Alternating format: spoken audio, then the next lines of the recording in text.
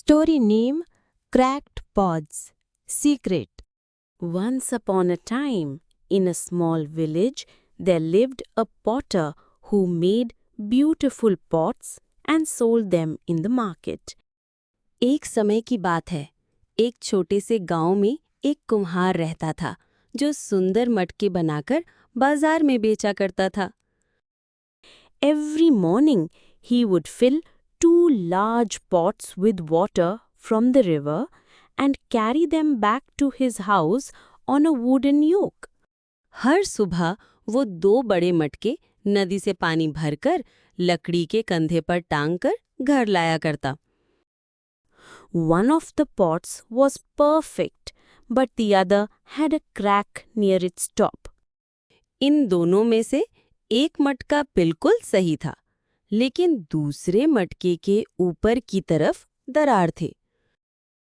On the way home, a little water always leaked from that crack. रास्ते में उस दरार से थोड़ा-थोड़ा पानी टपकता रहता. The cracked pot felt ashamed and said to the potter, "Please replace me.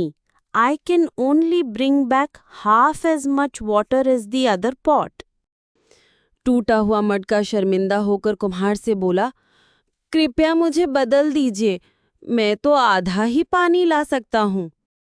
The potter smiled and said, "Walk with me to the garden."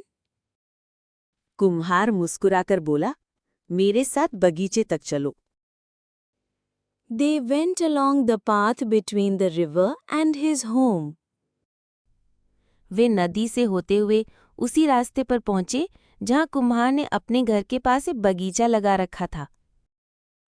There, all the flowers and plants on the cracked pot's side were blooming more brilliantly than anywhere else. टूटा हुआ मटका जिस तरफ से पानी टपका करता था, उसी तरफ के सारे फूल और पौधे सबसे ज्यादा खिले खूबे दिख रहे थे. Everyday water had dripped from the crack and gently watered those flowers. दरार से टपके हर एक बूंद ने उन फूलों को सींचा था. The potter gently explained, "I knew about your crack, and that's why I planted seeds along this side of the path." कुम्हार ने प्यार से समझाया, मुझे तुम्हारी दरार का पता था, इसलिए मैंने इस तरफ बीज बोए थे. Every drop you leak has helped these flowers grow. तुम्हारी टपकती हर बूंद ने इन फूलों को पानी दिया. Without you, they would have withered.